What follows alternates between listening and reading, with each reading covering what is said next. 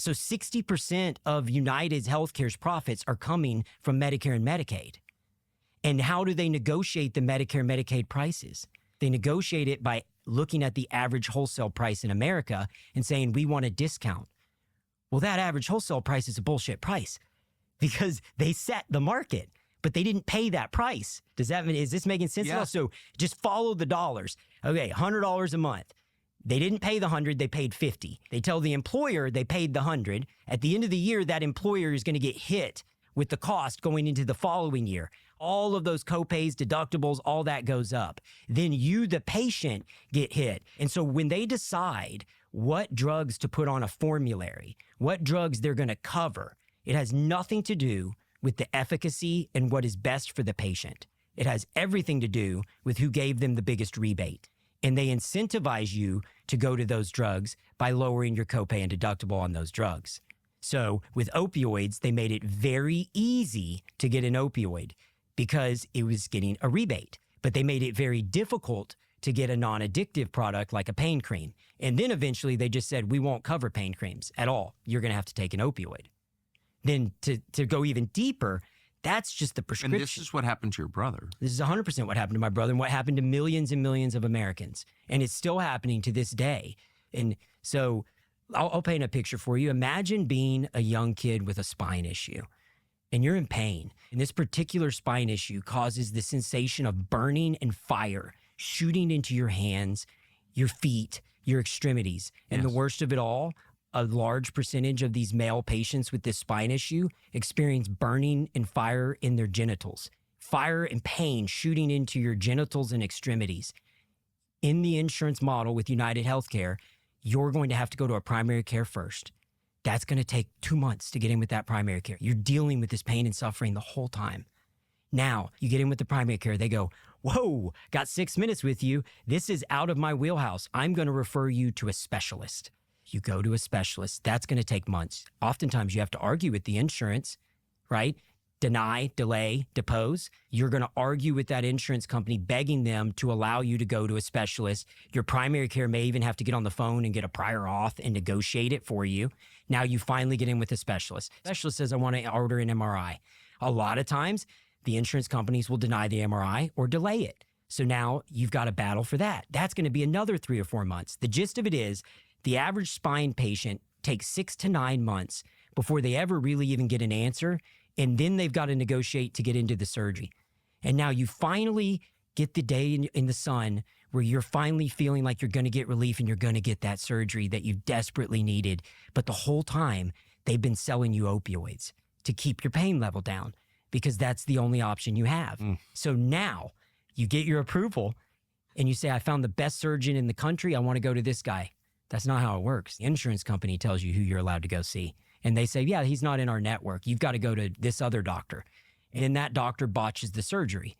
It wasn't the surgeon you wanted. You waited 9 months to get this thing done. And that surgeon messes up your surgery. That's what happened to this kid, Luigi. Can you imagine how he could have lost his mind and gone crazy? Yes. And what's unfortunate is that's what's happening to millions and millions of Americans every day.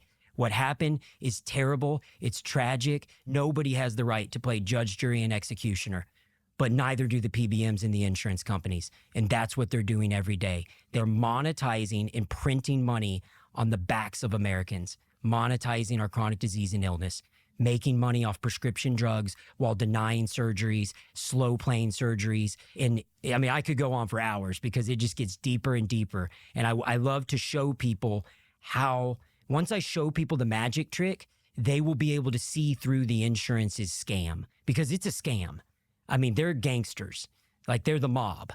How much did this play out during COVID? I mean, these systems affected how we responded to COVID, correct? It affects everything. I mean, everything under the sun. Again, they decide what gets covered, how it gets covered, what the reimbursement rate is, who gets in for surgery, when you get in for surgery. Then they can change the surgery. You know, the other thing is having owned labs and pharmacies and had all these touch points. I didn't know this. Like I was naive like everybody else. You know, I just thought you pay your hard-earned money and when things go south, the insurance has got your back. Like, that's literally how naive I was. That's what I thought. What you learned is HMOs are not health insurance. They are managed care. And what do I mean by that? You've got to think of it like, the analogy I use is think of car insurance.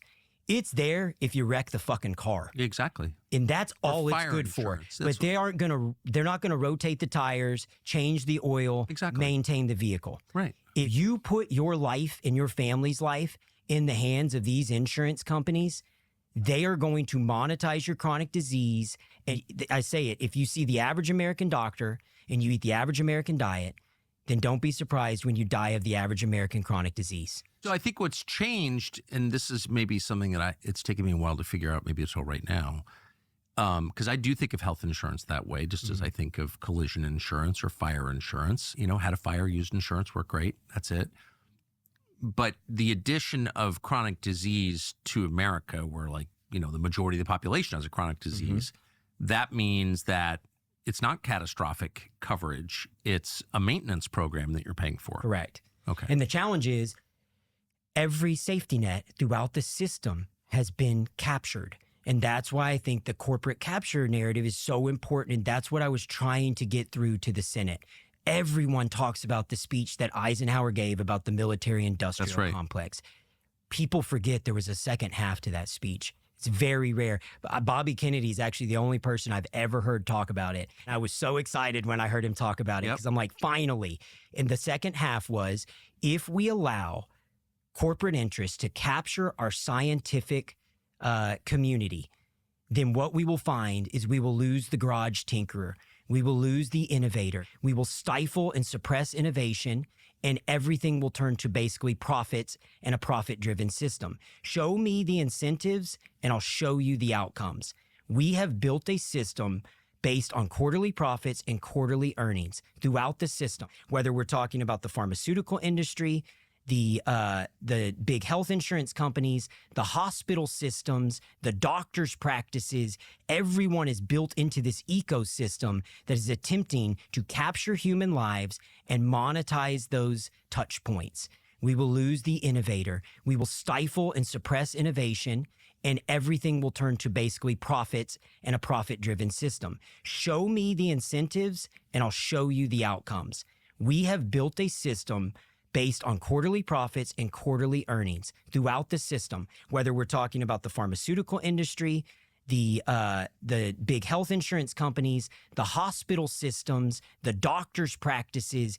Everyone is built into this ecosystem that is attempting to capture human lives and monetize those touch points. So everything that you do is a revenue generator for all of these various entities. And there's so much money being made off chronic disease. There's no interest in curing chronic disease. And so the National Institute for Health, like I said earlier, they are the seed essentially that grows into the tree, and they're the ones doing most of the innovation and early development of drugs. But they're doing it oftentimes through incentives that incentivize them to look at treatments rather than cures. And so the problem is we're just launching Band-Aids into the marketplace rather than healing the wound.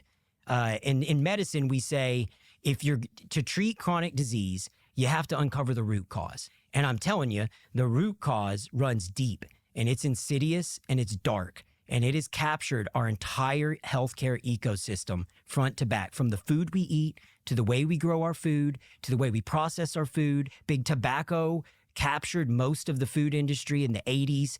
They literally owned the food industry and brought their marketing campaigns and strategies to the food industry, where they made food more addictive, more processed, and more chemically laden. And so throughout that process, now you are eating the wrong foods and you're getting chronically ill at a disproportionate rate. The preventative care was the way to prevent that, and now those doctors are out of that ecosystem. So now you're essentially getting pushed into chronic disease, where then the insurance companies monopolize and profiteer off of it for years, and then your employer and the American people and the taxpayers are who are really fitting the bill for all of this. How aware do you think health insurers are of the system that they preside over? Like, do they understand what's happening? Absolutely. They know, they are knowing and willingly active participants. They know. I mean, United Healthcare implemented an AI algorithm that rejected 90% of claims inaccurately. 90% of Medicare claims for surgeries were getting rejected inaccurately, right? Which drove up their profits. They're having double-digit profit growth right now. When you asked about how profitable they are, for the last like 5 years, they've doubled their stock price. So you also got to not just think about monthly, like it's revenue and profits, but it's also what is your shareholder return on investment and what are your stocks doing? And if we look at that, guess who owns the majority of the big 5 insurance companies?